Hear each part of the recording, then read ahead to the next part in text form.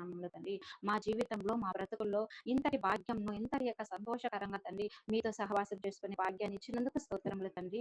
ఇదిగో నీ యొక్క వాక్యాన్ని తండ్రి ఇదిగో చెప్పబోతుండగా తండ్రి నాకైతే ఏమీ తెలియదు నైనా, నా దేవుని యొక్క ఆత్మ సహాయంతో మీ యొక్క మాటలు ఎలా చెప్పాలో నా నోటికి మీరు తోడుగా ఉండి ప్రతి వాళ్ళకి తండ్రి అర్థమయ్యే రీతిగా వాళ్ళకు ఆత్మ సహాయాన్ని విందుగా దయచేయండి తండ్రి. వింటున్నది తండ్రి ఇదిగో నా మాటలుగా కాకుండా నా యొక్క దేవుని యొక్క మనసు అనేసి గ్రహించాలి తండ్రి. మేమందరం తండ్రి ఆ యొక్క మాటలకు కట్టుబడి వాటన్నిటిని అనుసరించే బుద్ధి జ్ఞానంలో మా జీవితంలో మెండుగా దయచేయండి తండ్రి. ఈ రోజు అంతటిలో మీరే మాకు ముందుండి నడిపించగలరని నీ ప్రియ కుమారుడైన యేసుక్రీస్తు నామములో అడిగి వేడుకుంటున్నాం నా గొప్ప తండ్రి.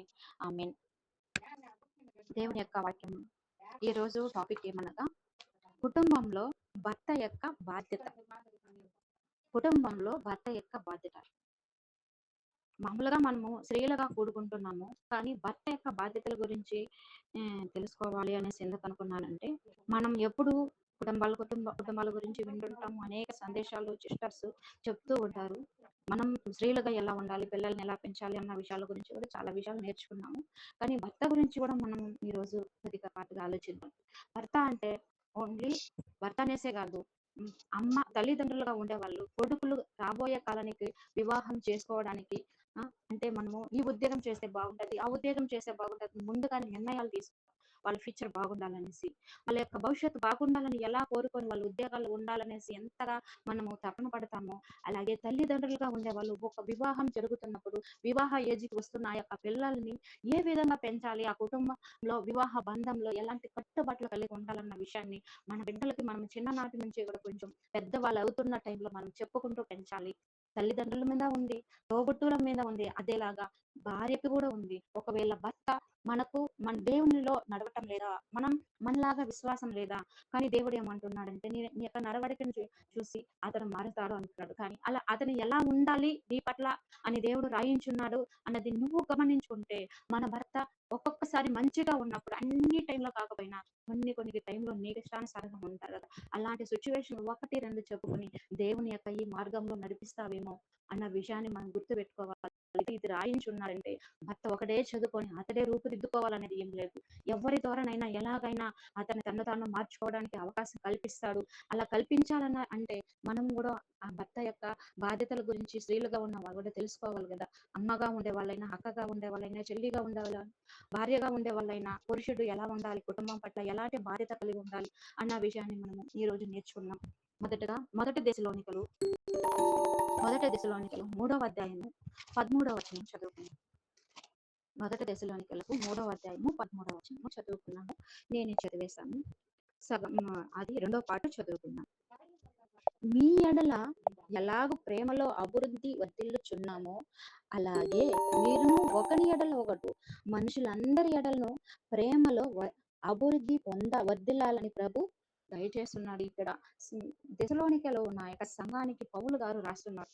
ఏమంటే ఆ సంఘానికి దశలోనికలకు వెళ్ళడానికి ఆయన ఎంత ప్రయాసపడ్డాడు, ఆ యొక్క పౌలు గారితో ఉండే టీం అంతా ఎంత ప్రయాసతో వెళ్ళి ఆ ఊరిలో ఉండే వాళ్ళందరినీ మార్చి దేవుని యొక్క వాక్యాన్ని చెప్పిన తర్వాత వాళ్ళ క్రీస్తును పరిచయం చేసి బాప్తిసం అనే కార్యక్రమం వాళ్ళకి పెట్టించి దేవునిలో నడిపిస్తూ క్రీస్తు పోలి నడుచుకోవాలని వీళ్ళు ఎలాగైతే ప్రేమను చూపించారో, వీళ్ళు వెళ్ళి మొదటగా పౌలు గారు తనతో ఉండే వాళ్ళందరూ వెళ్ళి ఆ యొక్క దశలోనికలో ఉండే సంఘంలో ఉండే సభ్యులకు ప్రేమను మేము ఎలాగైతే చూపించామో ఆ ప్రేమలో మీరు వర్ధిల్లాలి. ఎలాగ వర్ధిల్లాలంటే ఒకని ఎడల ఒకడు ఈ రోజు ఉండే ప్రేమ కంటే రేపటికి ఎక్కువ అవ్వాలి. రేపటికి ఉండే ప్రేమ మరుసటి రోజుకి ఎక్కువ అవ్వాలి. సంఘంగా కూడుకుంటున్న మీరు ప్రేమలో అభివృద్ధి చెందినప్పుడే కదా విశ్వాసం ఎక్కువ అవుతుంది, దేవుని మీద నిరీక్షణ ఎక్కువ అవుతుందని చెప్పుకుంటూ వస్తున్నారు. దీనిని ఒక సంఘంగా ఉండే వాళ్ళు కుటుంబాలుగా వెళ్తేనే కదండి సంఘంగా అవుతారు. కొన్ని కుటుంబాలు సమూహాన్ని కదా సంఘంగా అంటారు. ఇప్పుడు ఒక కుటుంబంలో ఉండే యజమానితో పోల్చుకుందాము. యజమానుడుగా ఉన్నటువంటి వ్యక్తి, భర్తగా ఉండేటువంటి వ్యక్తి ఇదిగో ప్రేమిస్తున్న తన భార్యను ప్రేమ ఎలా ఉండాలంటే రోజు రోజుకి అభివృద్ధి పొందేలాగా ఉన్నప్పుడు అభివృద్ధి చెందుతూ ఉన్నప్పుడు తన కుటుంబం మీద భర్త యొక్క బాధ్యత ఎక్కువ ఈ ప్రేమలోను తన చేయవలసిన పనుల్లో రోజు రోజుకి ఎక్కువైపోతున్నప్పుడు కుటుంబం తన వెనకాలే వస్తుంది. తను ఎలాగైతే చూపిస్తున్నాడో ప్రేమ, తను ఎలాగైతే నడుచుకుంటున్నాడో అలాగే ఇదిగో యజమాని పోలి అతని మీద గౌరవంతోను భక్తితోను వీళ్ళు కూడా ఏం చేస్తారంటే ఎదగడానికి ముందుకు వస్తారు. పిల్లలైనా సరే, భార్య అయినా సరే, తను చేయవలసింది రోజు రోజుకి ప్రేమను ఎక్కువ పెంచాలి. రోజు రోజుకి అభివృద్ధి చెందాలి కానీ కుటుంబంలో ప్రేమ క్షీణించకూడదు. ఎస్పెషల్లీ ఏమంటున్నారంటే ఇదిగో ప్రేమ అనేది భార్య భర్తల మధ్య అభివృద్ధి చెందే విధంగా ఉండాలి కానీ క్షీణించే విధంగా ఉండకూడదు అన్న విషయాన్ని బైబిల్ మొత్తంలో అనేక సార్లు పౌలు గారి ద్వారా నేర్చుకున్నాం. ఇంకా ఎంతమంది గ్రంథకర్తలు ఉన్నారో వాళ్ళందరి ద్వారా కూడా చాలా విషయాలు అయితే నేర్చుకున్నాము.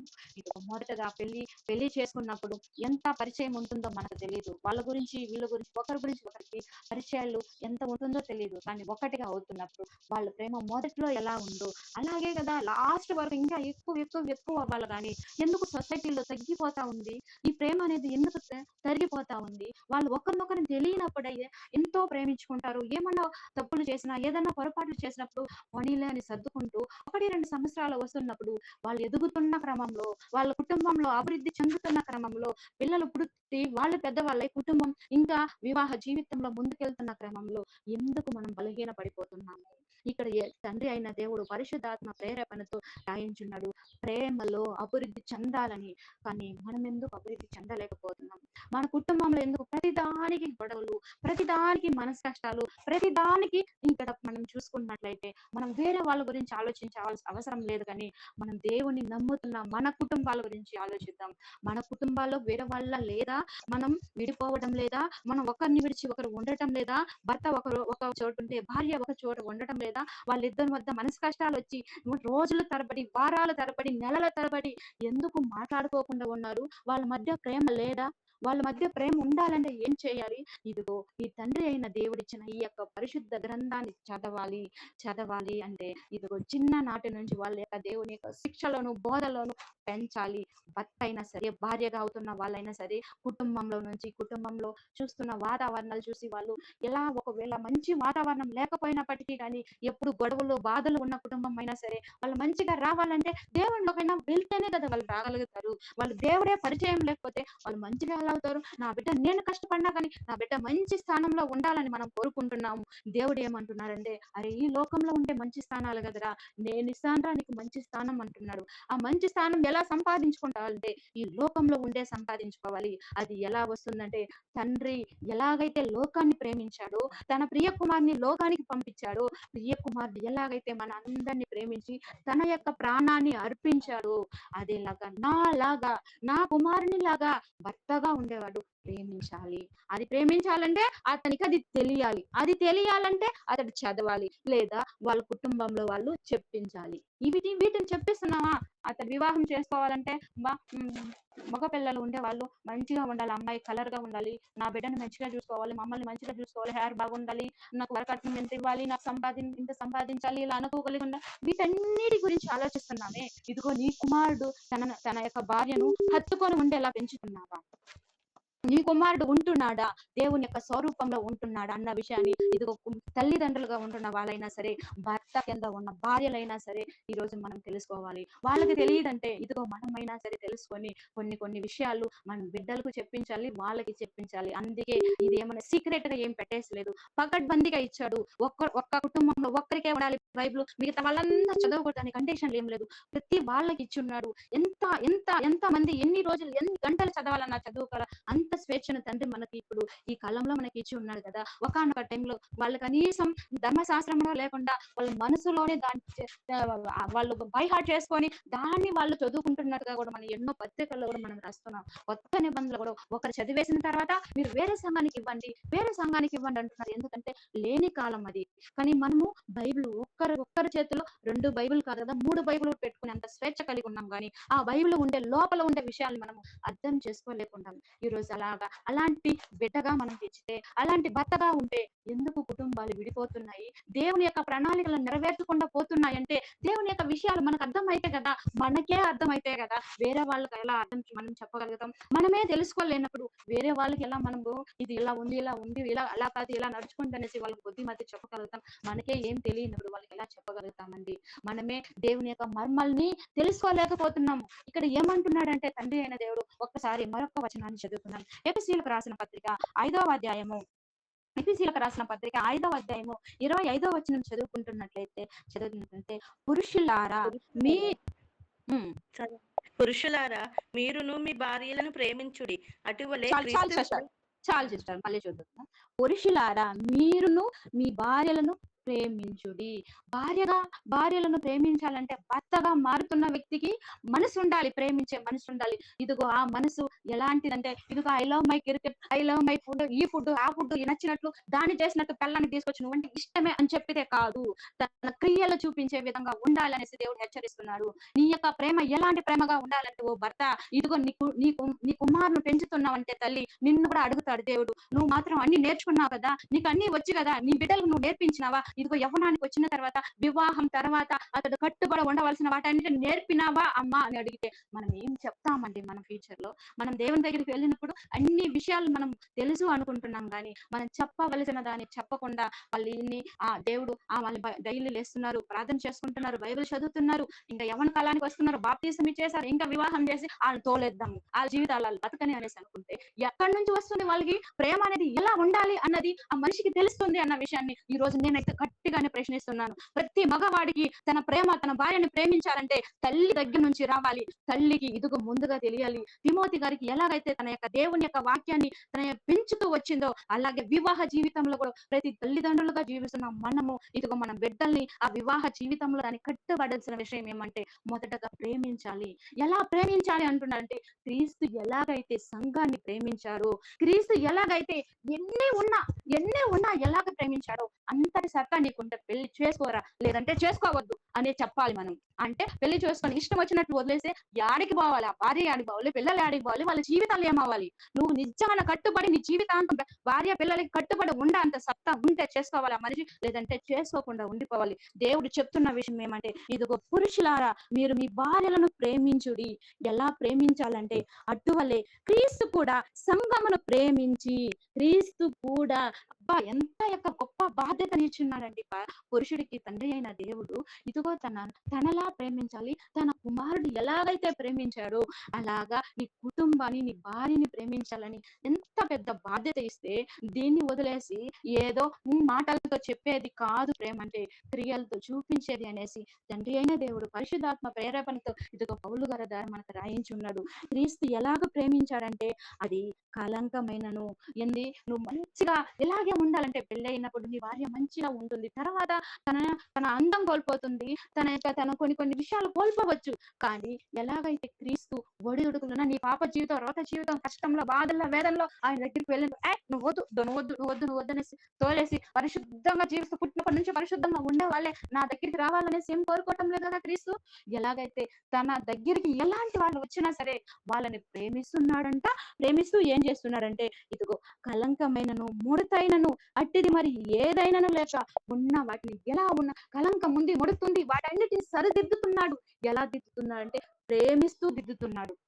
కానీ మనల్ని శిక్షించి దిద్దటం లేదు. మనకు క్రీస్తులోకి వెళ్ళిపోయిన తన స్వరూపాన్ని ధరించుకోవాలంటే ఒక్కొక్క దాంట్లో నుంచి మనం విడుదల పొందుకుంటూ ముందుకు వెళ్తున్నాం. నువ్వు అన్ని ఒకేసారి నువ్వు రావాలని క్రీస్తు కోరుకుంటున్నాడా? వాటన్నిటిని సర్దుకుంటూ వస్తున్నాడు, వాటన్నిటిని మాన్పుకుంటూ వస్తున్నాడు. ఇలాంటి ప్రేమ పురుషుల్లో పెట్టాడంటే అతని మీద దేవునికి ఎంత ఇష్టం ఉంటే పెట్టుంటాడు. అతనికి బాధ్యతని ఇచ్చాడంటే వీటిని ఏ పురుషుడు గమనిస్తున్నాడో ఆ కుటుంబం మంచిగా ఉంటుంది.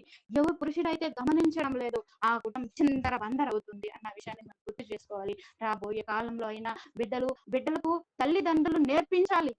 ఇదిరా ఇలా ఉంటే వివాహ జీవితంలో అడుగు పెట్టాలి. నువ్వు ఐఏఎస్ అవ్వు, ఐపీఎస్ అవ్వు, ఈ చదువు చదువు, ఆ చదువు కాదు. లేడీస్ గురించి ఎప్పుడైనా అవకాశం వస్తే మరొకసారి మనం నేర్చుకున్నాం. ఇప్పుడు పురుషుడు గురించే కాబట్టి అతని గురించే చెప్పుకుంటూ వెళ్ళిపోతానండి. ఖచ్చితంగా పురుషుడికి ఉండవలసిన లక్షణాలు తన వివాహ జీవితంలో ఇదిగో క్రీస్తువుని కలిగిన మనసు కలిగి ఉండాలి. ఎలాంటిదైనా సరే క్షమించుకొని భార్యని హక్కునకు చేర్చుకోవాలి. భార్య మీద తన ప్రేమని చూపించే వ్యక్తిగా ఉండాలని ఇదిగో హెచ్చరిస్తున్నాడు మనకు. మరి ఏం పరిశుద్ధమైనది గాను, నిర్దోషమైనది గాను, మహిమ గల సంఘము గాను ఆయన తన ఎదుట దాన్ని నిలవబెట్టుకొనవలనని. అంటే ఆల్రెడీ వాళ్ళు అన్నిటినీ కోల్పోయారు. కానీ పడిపోతేనే కదా దాన్ని నిలబెట్టాలనుకుంటాము. ఒక వస్తువు పడిపోతే నిలబెట్టాలంటే ఇదిగో పడిపోతున్న వాళ్ళని పరిశుద్ధంగా, నీతిమంతులుగా, నిర్దోషులుగా దేవుని ఎదుట నిలబెట్టాలి అంటే ఇదిగో వాళ్ళందరినీ క్లీన్ చేయడానికి క్రీస్తు మనందరినీ ఎలాగైతే క్లీన్ చేస్తా మనల్ని మంచి దారిలో పెడుతున్నాడో అంతటి మనసు కలిగి ఉండాలంట పురుషునికి. అంతటి మనసు ఉండాలి, ఉండి తీరాలి. వాటన్నిటిని ఆ వ్యక్తి అమర్చుకోవాలి. కుటుంబం అంటే ఊరికే కాదు, బాధ్యతలు అంటే ఊరికే కాదు. ఏదో వివాహం చేసుకున్నాం, 10 రూపాయలు సంపాదించిన తీసుకొచ్చాం, మొహాన్ని వేసినాము, తిన్నారా తినలేదా, పడుకున్నారా లేదా, నేను కష్టపడుతున్నాను, అది కాదు. నువ్వు అనుక్షణం బాధ్యత కలిగి వ్యవహరించాలి అనేసి తండ్రి చెప్తున్నాడు. కుమారుడు ఎలాగైతే క్రీస్తు సంఘానికి ఎలాగైతే శిరస్సుగా ఉండి అనుక్షణం ఆ యొక్క సంఘానికి ఏం కావాలి, ఎవరికి ఏం కావాలి, ఇదిగో నాలోకి వచ్చిన తర్వాత వాళ్ళ గురించి విజ్ఞాపన చేస్తున్నాడు. ఇదిగో వాళ్ళకి ఏమి కావాలో ఇస్తున్నాడు. దేవదూతల చుట్టూ ఉంచుతున్నాడు. అన్నిటిని సరిదిద్దుతున్న ఆయన యొక్క ప్రణాళిక, ఆయన యొక్క పనులు ఎలా జరుగుతుందో ఇదిగో పురుషుడుగా ఉండే అతనికి ఉండవలసిన లక్షణాలు ఎలాంటి వ్యక్తిగా నువ్వు ఉండాలి నైనా, ఇలాంటి వ్యక్తిగా నువ్వు పెంచాలమ్మా నీ కుమారులను. ఒకవేళ నీ చేతనైతే నీ భర్తను కూడా ఇలాంటి వ్యక్తిగా నువ్వు మార్చుకోవాలి నీ వల్లనైతే అనేసి తండ్రి అయిన దేవుడు మనతో చెప్తున్నాడు. పవిత్రమైనది కను పరిశుద్ధకే దానికి కొరకు తన్ను తాను అప్పగించుకొనునంట. ఎలాగైతే ఉదక స్థానం చేత, వాక్యముతో ఉదక స్థానం. అరే ఈ వాక్యాన్ని చదివినప్పుడు మనల్ని అద్దంలో చూసుకుంటే ఎలాగైతే ఇక్కడ మచ్చలున్నాయి, ఇక్కడ సరిగ్గా పౌడర్ లేదు, ఇక్కడ హై బ్లడ్ సరిగ్గా లేదు, ఇది ఎలా ఉంది అలా ఉందనేసి అద్దంలో చూసుకున్నప్పుడు ఎలాగైతే మనం సరిదిద్దుకుంటామో వాక్యాన్ని చదివినప్పుడు అలాంటి సరిదిద్దుకుంటూ ముందుకెళ్తాయి. అలాంటి ఉదక స్నానం చేయాలి. అలా చేస్తూ వస్తున్నది ఎవర్రా అంటే మన ప్రభు అయిన యేసుక్రీస్తు. ఆ యొక్క మనసుని ఇతనికి అప్పగించాడంటే ఎంత గొప్ప వ్యక్తి అండి పురుషుడు. ఎంత దేవుడు అతన్ని ప్రేమించుంటే అంత పెద్ద బాధ్యతను అతనికి అప్పగించుంటాడు.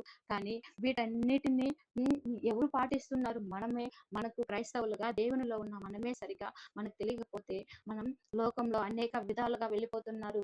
పెళ్ళయిందా మరుసటి రోజుగా డైవర్స్లు, ఇంకా పిల్లలేరా డైవర్స్లు, ఇంకా ఎన్నెన్నో కారణాల వల్ల అలాగంతా విడిపోతున్నారు. కానీ దేవుడు ఏమంటున్నారంటే ప్రేమించాలి. ఎలా అంటే పిల్లలు లేకపోయినా ప్రేమించాలి, తను సరిగ్గా అందంగా లేకపోయినా సరే నువ్వు ప్రేమించాలి, సరిగ్గా వండకపోయినా ప్రేమించాలి, సరిగ్గా కండిషన్ ఇలా ఉంటేనే నేను ప్రేమిస్తాను అనకుండా ఎలాగైతే క్రీస్తు మనల్ని ప్రేమిస్తున్నాడు అలాంటి ప్రేమను చూపించే వ్యక్తిగా ఉండాలని తండ్రి కోరుకుంటున్నాడు. ఒక వచనాన్ని చదువుకొని మరొకసారి ఇక్కడికి వచ్చేద్దాము. ఆదికాండము 2వ అధ్యాయము 23, 24 చదువుతున్నాం. ఆదికాండము. అప్పుడు ఆదాము ఇట్లనెను, నా ఎముకలలో ఒక ఎముక, నా మాంసములో మాంసము, ఇది నరునిలో నుండి తీయబడును గనుక నారి అనబడును. కాబట్టి పురుషుడు తన తండ్రిని తన తల్లిని విడిచి తన భార్యను హత్తుకునెను, వారు ఏక శరీరమై ఉందురు. అప్పుడు థ్యాంక్ యూ సిస్టర్. చాలు సిస్టర్, థ్యాంక్ యూ. ఏమంటున్నారంటే నా ఎముకలలో ఎముక, నా మాంసంలో మాంసము, ఇది నరుల్లో నుండి తీయబడిన కనుక నారి అనబడును. పురుషుడు ఎముకలలో ఎముక, శరీరంలో మాంసంలో మాంసము అక్కడ నుంచి తీయబడింది అన్న విషయాన్ని ప్రతి పురుషుడు గుర్తు చేసుకోవాలి. నీ శరీరం వేరు కాదు, తన శరీరం వేరు కాదు. నీ కన్ను వేరు కాదు, తన కన్ను వేరు కాదు. నీ మనసు వేరు కాదు, తన మనసు వేరు కాదు. మీరిద్దరూ ఏక శరీరంగా ఉంటారు. నీ తల్లిదండ్రుల కంటే కూడా ఇదిగో నీకు ఒక భార్య వచ్చినప్పుడు తనని హత్తుకోవాలి, క్రీస్తు ప్రేమను తనకు చూపించాలి, తనలో ఒడిదుడుకులున్నా. అందుకే అంటున్నాడండి క్రీస్తు ప్రేమ ఒక్క సరే దీనితో పోల్చుకునేది కాదు, ఇలాగే ఉంటాదనేసి. కానీ భర్త దగ్గర పోల్చాడంటే ఆ భర్తకు దేవుడు ఎంత విలువిచ్చుంటాడో ఆలోచించండి. మనం బిడ్డలు హలో నాకు మగ పిల్లోడు పుట్టాడనేసి గొప్పగా మనం చెప్పుకుంటాం గానీ, ఆ మగ బిడ్డల్ని మనం క్రీస్తు స్వరూపంలోకి ఎప్పటికీ సరిదిద్దే విధంగా, ఉండే విధంగా మనం పెంచుతున్నామా? హ్మ్. ఇలా సంతోషపడుతున్నాం బిడ్డలు పుట్టారంటే, ఆ బిడ్డలు దేవుడు దేన్ని ఉద్దేశించి ఇస్తున్నాడంటే, ఇదిగో నువ్వు మగవాడిగా పుడుతున్నావా? నీ జీవితంలో ఒక భాగ్యస్వామ్యము వచ్చే అంత టైము ఇదిగో నువ్వు ఎదుగుతున్నావు. వచ్చిన తర్వాత నెక్స్ట్ నువ్వు ఎలా ఉండాలంటే, నా కుమారుని పోలి నువ్వు ఉండాలి. నా కుమారుడు ఎలాగైతే క్షమాగుణం కలిగి ఉన్నాడో, నా కుమారుడు ఏదైతే అడిస్తున్నాడో, దేనినైనా సహిస్తున్నాడో, అలాంటి స్వభావం నీకు ఉండాలి నాయనా. అప్పుడే నువ్వు నా యొక్క కుమారుడుగా ఉంటావు. ఆ బాధ్యతను ప్రతి తల్లిదండ్రుల మీద పెట్టున్నాడండి తండ్రి. ఆ బాధ్యతను ప్రతి తల్లిదండ్రులు గుర్తించాలి, గమనించాలి. ఇలా ఉంటే ప్రతి కుటుంబం రాబోయే కాలంలో చాలా చక్కగా ఉంటుంది, మంచిగా ఉంటుంది. మనం ఇలా చదవండి, అలా చదవండి అని వాటి మీద, లోక సంబంధమైన వాటి మీద ఫోకస్ పెడుతున్నాం కానీ, దేవుడైతే ఇచ్చిన దాని మీద ఫోకస్ పెట్టడం, తన తల్లిదండ్రుల కంటే కూడా ముందస్తుగా తన భార్యను పెట్టాడంటే ఎలా అది ఒక నిజంగానే దేవుని తర్వాత తన భార్యను ప్రేమించాలనే కదా పెట్టుంటాడు. అలా పెట్టకపోతే ఎందుకు మనకు రాశారు? నన్ను ప్రేమించు, నన్ను గణపరచు, నన్ను మయంపరచు అంటున్నాడు దేవుడు. తర్వాత నీ భార్యని హత్తుకో, నీ తల్లిదండ్రుల కంటే ముందుగా ఇదిగో వాళ్ళని హత్తుకో. అలానే నీ తల్లిదండ్రులను నువ్వు దూరం చేయాలనేది కాదు దేవుని యొక్క ఉద్దేశం. మనము అలాగే దాన్ని చూడాలి. ఒకటి, తన తర్వాత తన శరీరం తర్వాత తన భార్యను చూసుకోవాలి, తన కుటుంబం మీద చూసుకోవాలనేది నా యొక్క ఉద్దేశం. తప్పుగా అర్థం చేసుకోకండి. తల్లిదండ్రులను వదిలేయాలన్నది నా యొక్క ఆలోచన కాదు. దానికంటే ముందుగా కూడా తన ఏక శరీరంగా ఉన్న భార్యని హత్తుకోవాలి, తనను ప్రేమించాలి, తనకున్న లోటుపాట్లను సరిదిద్దుకోవాలి. అంతటి స్థానాన్ని పురుషుడికి దేవుడు ఇచ్చున్నాడు.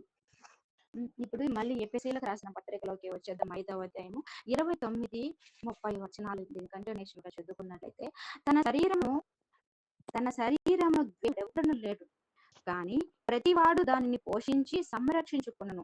మనము కూడా క్రీస్తు శరీరమునకు అవయములమై ఉన్నాం కనుక, అలాగే క్రీస్తు కూడా సంఘమును పోషించి సంరక్షించుచున్నాడు. నీకు ఏమి కావాలి, ఏం అవసరం అన్నది దేవుడు క్రీస్తు ఎలాగైతే మనల్ని పోషిస్తున్నాడు, అలాగే పురుషుడు కూడా తన సొంత శరీరాన్ని ఇదిగో బయటకు వెళ్తున్నప్పుడు అనుకోకుండా హెడ్ఏక్ అనిపించినప్పుడు వెంటనే మెడికల్ షాప్ దగ్గరికి వెళ్ళి ఒక టాబ్లెట్ తీసుకొని, నాకు ఎందుకో ఇలా హెడ్ఏక్ గా ఉందని టాబ్లెట్ వేసుకుంటారా లేదు? తన శరీరంలో ఉండే లోటుపాట్లు గమనించుకుంటూ దాన్ని సరిదిద్దుకోవడానికి వెళ్తున్నప్పుడు, ఒకవేళ నీ భార్య అలాంటి పరిస్థితులు ఉన్నప్పుడు దాన్ని చూసుకోవలసిన బాధ్యత తన భర్తదే అన్న విషయాన్ని మనం గుర్తుంచుకోవాలి. ఆడుంది వేసుకో, ఏం పని చేసి నీకు హెడ్ఏక్ వస్తుంది, నువ్వేం పొడి చేసినావు, నువ్వేం చేసినావు అనేసి ఇలా ప్రతిసారి నీకు రోగాలున్నా బాధలున్నా అన్ని టైంలో నేను ఉంటాననేసి చెప్పే కదా వివాహం చేసుకుంటావు. నీకు వచ్చినప్పుడు, నీ శరీరానికి వచ్చినప్పుడు బాధ మాత్రం నీకు తెలుస్తుంది. అవతల వాళ్ళ శరీరానికి వచ్చినప్పుడు దాన్ని గుర్తించాలి కదా.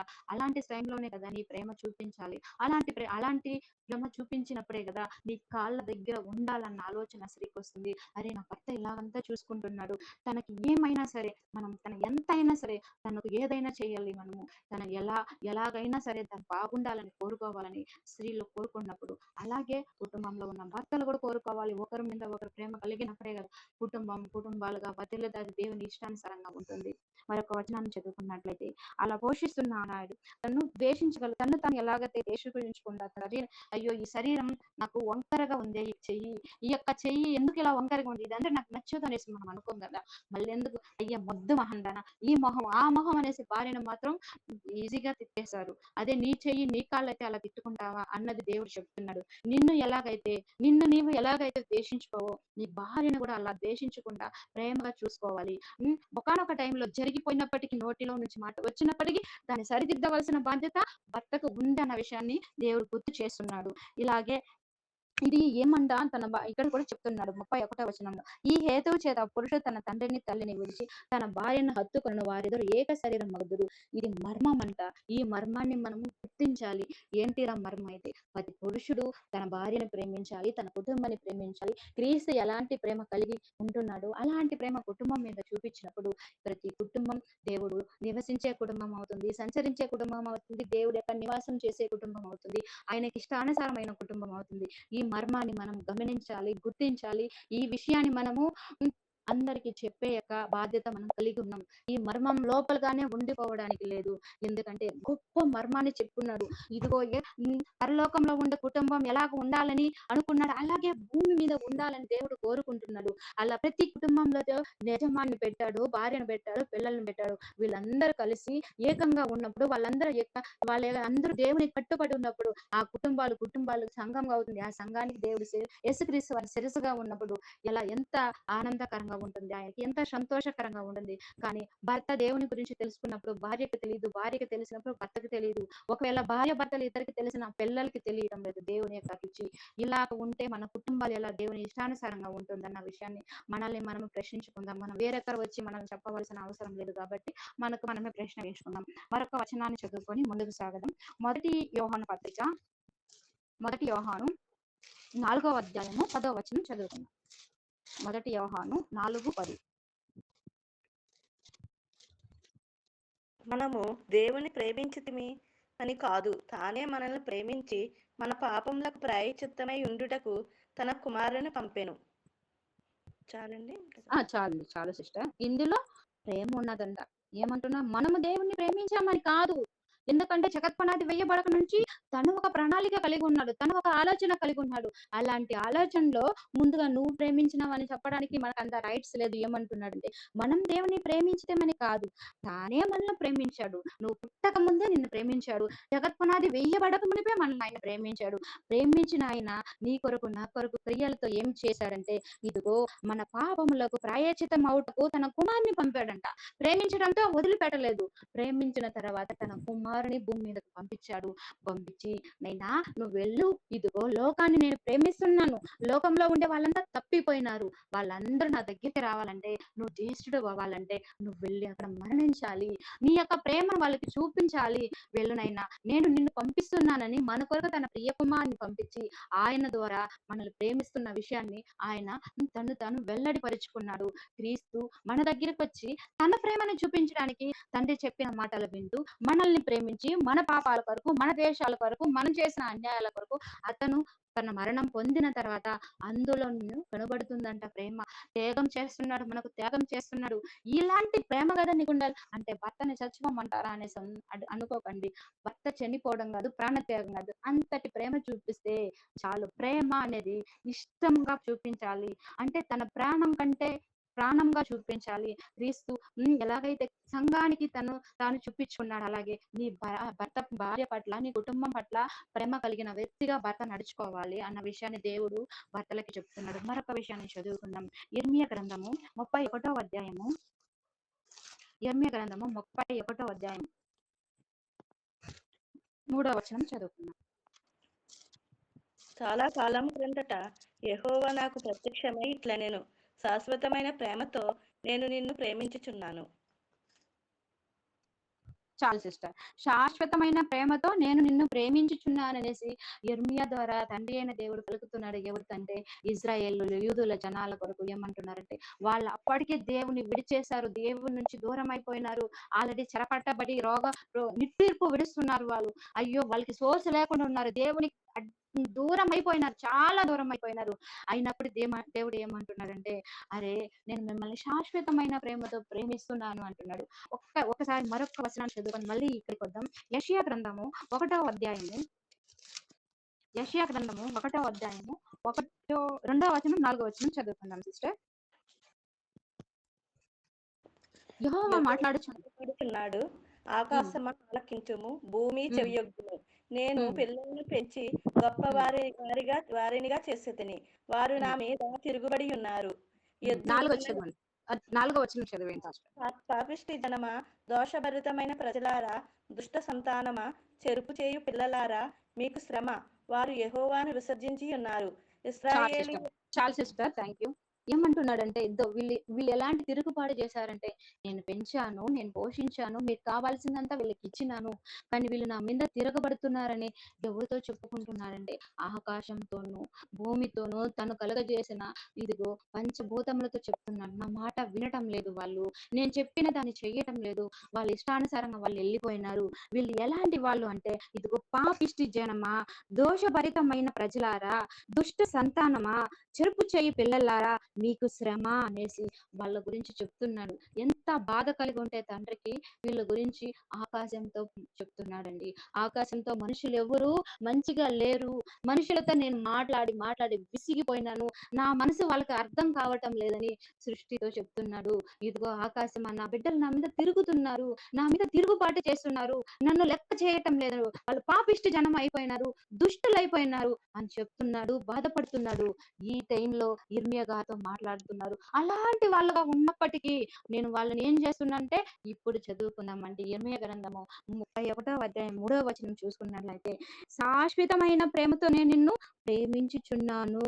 నిన్ను విడవక నీ ఎడల కృప చూపుచున్నాను. అబ్బా, ఎంత ప్రేమంట! శాశ్వతమైన ప్రేమంట.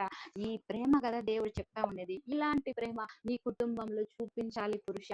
ఇలాంటి ప్రేమ నీ కుటుంబంలో చూపించాలి భర్త అనేసి భర్తతో చెప్తున్నాడు. శాశ్వతమైన ప్రేమతో చూపించినప్పుడు ఆ కుటుంబము కట్టుబడకుండా యాడికెళ్తుంది, చెప్పిన మాట వినకుండా యాడికెళ్తుంది.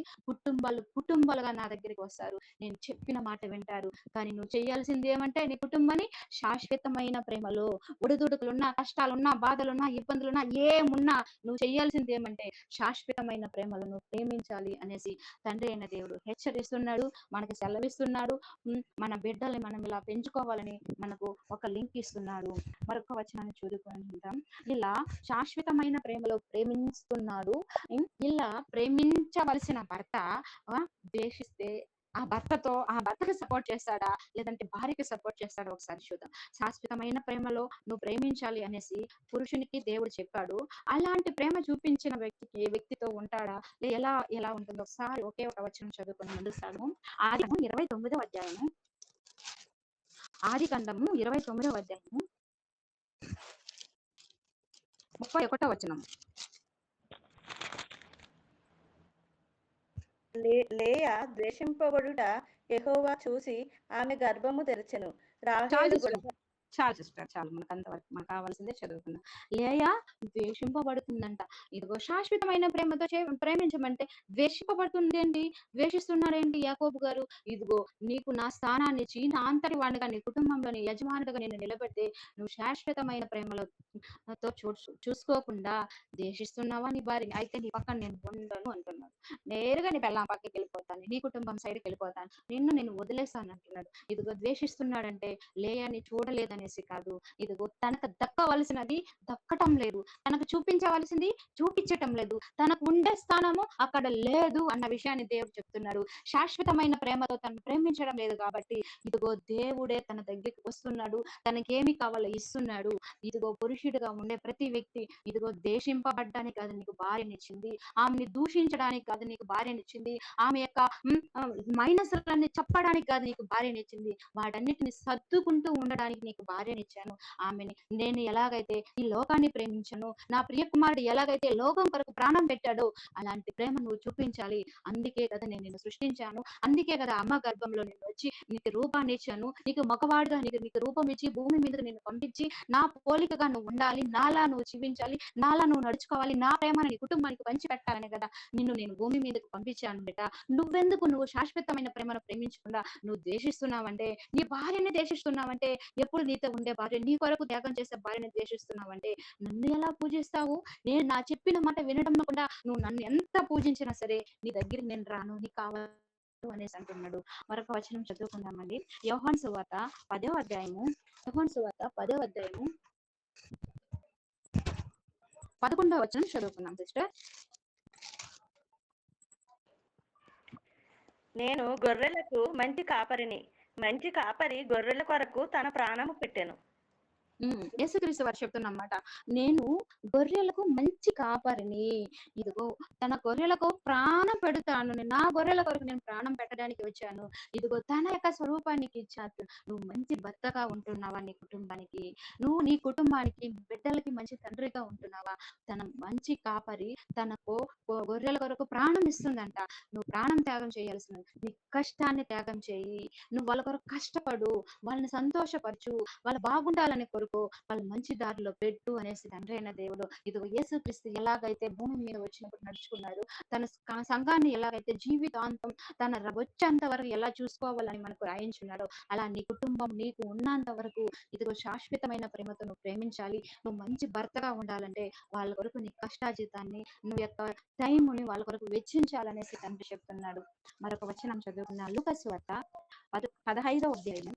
లూకాసు వార్త 15వ అధ్యాయము. ఇది చదవద్దు సిస్టర్, మనకందరికి తెలుసు కాబట్టి నేను చెప్పేస్తాను. 11 నుంచి 32 వరకు ఉండే ఉపమానం అని ఏమంటున్నాడంటే, ఒక తండ్రికి 2 కుమారులు ఉన్నప్పుడు ఆస్తి కలిగిన తండ్రి దగ్గర నుంచి చిన్న కుమారుడు నాకు సగం ఆస్తి నాకు ఇచ్చే, నా భాగాన్ని నాకు ఇచ్చే, నేను తీసుకెళ్లి నా ఇష్టానుసారంగా నేను వ్యాపారం చేసుకుంటాను, మీతో ఉండడానికి నాకు ఇష్టం లేదని ఎలాగైతే తీసుకెళ్లి తన ఇష్టం వచ్చినట్లు చేసిన తర్వాత బుద్ధి వచ్చి తిరిగి ఇంటికి వచ్చినప్పుడు, ఇదిగో నా తండ్రి దగ్గరికి వెళ్ళినప్పుడు నాకు తినేదానికి తిండి లేదే, నా తండ్రి దగ్గరికి వెళ్ళి పనివాడగా ఉంటే కూడా నాకు మంచి ఆహారం మంచి దుస్తులు ఇస్తారని బుద్ధి తెచ్చుకొని తండ్రి దగ్గరికి వచ్చినప్పుడు ఎలాగైతే తండ్రి హత్తుకున్నాడో, మెడ మీద పడి ఏడ్చాడో, ఆ యొక్క మనసు నీలో ఉండాలి అంటున్నాడు. ఇదో క్షమాగుణము, ఇదిగో క్షమించే గుణము నీలో ఉండాలి.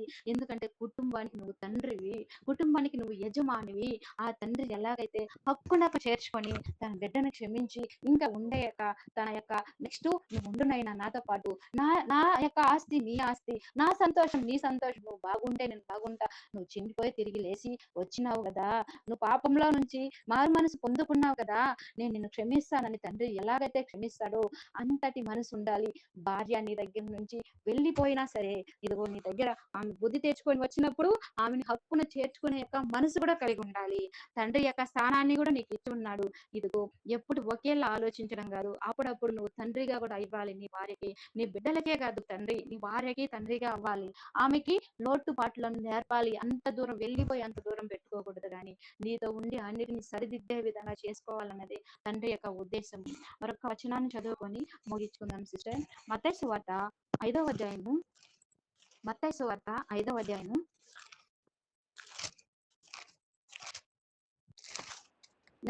44 చదువుతున్నాం. నేను మీతో చెప్పున్నదేమనగా, మీరు పరలోకమందున్న మీ తండ్రికి కుమారులై ఉండినట్లు మీ శత్రువులను ప్రేమించుడి, మిమ్మల్ని హింసించు వారి కొరకు ప్రార్థన చేయుడి. చాలు సిస్టర్, థ్యాంక్ యూ. నేను మీతో చెప్పినది ఏమనగా, తండ్రికి కుమారులుగాను కుమార్తెలుగాను ఉండాలనుకుంటున్నారా? అయితే చేయవలసింది ఏమంట? శత్రువును ప్రేమించాలి అంటున్నాడు.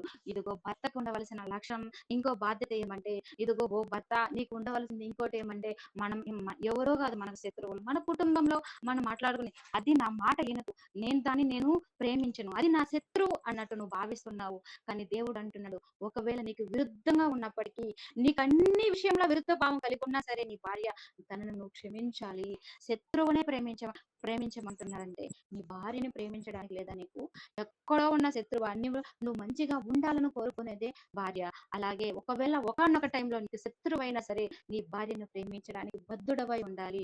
అంతేకాదు, ఇదిగో ఈ యొక్క మత్తయి సువార్త 5వ అధ్యాయంలో 23, 25 చూసుకున్నట్లయితే, నువ్వు ఇలాగా ఇంకోటి ఏమంటే, నువ్వు దేవుని దగ్గరికి వెళ్తున్నప్పుడు నీ భార్య మీద కోపంతోనూ, భార్య భర్తలు కోపంలో గొడవలు వేసుకొని దేవుని దగ్గరికి వెళ్ళి ఎంత పాటలు పాడినా, ఎంత ప్రార్థన చేసినా, ఎంత దేవునికి ఇచ్చినా గానీ అది చెల్లుబాటు అవ్వదు అంటున్నాడు. మొదటి వెళ్ళి నీ సహోదరుని నువ్వు క్షమాపణ అడుగు అంటున్నాడంటే, అలాగే నీ భార్య అయినా సరే, భర్త అయినా సరే, ఇదిగో ఒకరిని ఒకరు గొడవలు అనేది వస్తాయి, మనసు కష్టాలు అనేవి వస్తాయి. వాటిని సర్దుకుంటూ దేవుని సన్నిధానానికి ఏకముగా వెళ్ళాలి. నిన్ను ఎలా జతపరిచినాడో, ఏకంగా ఉండాలని కోరుకుంటున్నాడో అలాంటి ఏకభావం కలిగి ఉండాలి. నా తల్లిదండ్రులను చూసుకోదు, నా అన్నదమ్ములను చూసుకోదు, నా అక్క చెల్లెలను చూసుకోదు అన్నట్టు నువ్వు మనసులో పెట్టుకొని ఆమె మీద సాధించేది కాదు. నువ్వు ప్రేమను చూపిస్తూ నిజంగానే నీకు అలాంటి భార్య ఉందా, దేవుని దగ్గర ప్రార్థన చేయి. అయ్యా, నా భార్య నా తల్లిదండ్రులను చూసుకోవటం లేదు, నా యొక్క అక్క చెల్లెలను చూసుకోవటం లేదు, నా సొంత బంధువులను చూసుకోవటం లేదు, ఆమె మనసును మార్చు అనేసి నువ్వు ప్రార్థన చేసినప్పుడు, మంచి